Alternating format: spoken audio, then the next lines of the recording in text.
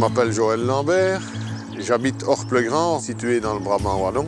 Je suis sur une petite ferme de 30 hectares qu'on fait de l'élevage, de la céréale, une petite quarantaine de légumes en saison.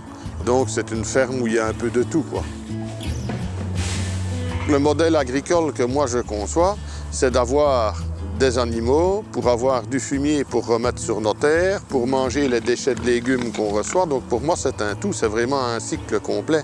Par exemple, les chutes de haricots, les feuilles de choux en hiver, c'est les cochons qui les mangent.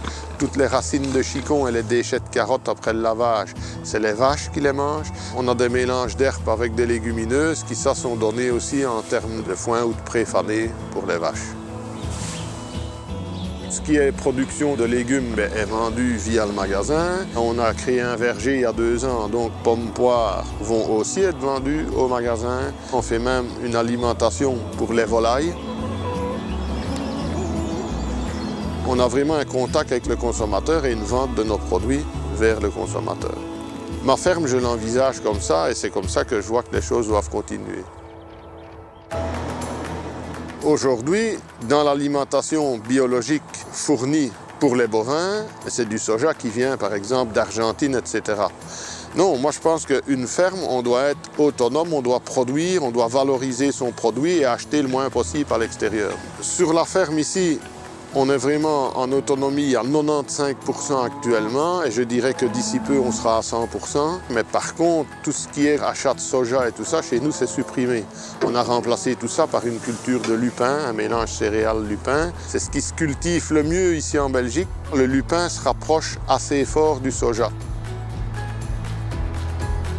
On est une petite ferme. Alors il faut savoir qu'ici, dans le Brabant wallon, le prix des terres agricoles monte actuellement jusqu'à 65 voire 70 000 € l'hectare. Donc à un certain moment, c'est plus possible. La terre, c'est quelque chose qui monte énormément en termes de prix. La terre devient impayable pour nous. Le fait que Terre en Vue achète la terre, ça nous libère de financement pour pouvoir rebondir, pour acheter autre chose. Aujourd'hui, on a encore besoin de coopérateurs pour finaliser cet achat. Soutenez des fermes comme les nôtres, des fermes à taille humaine.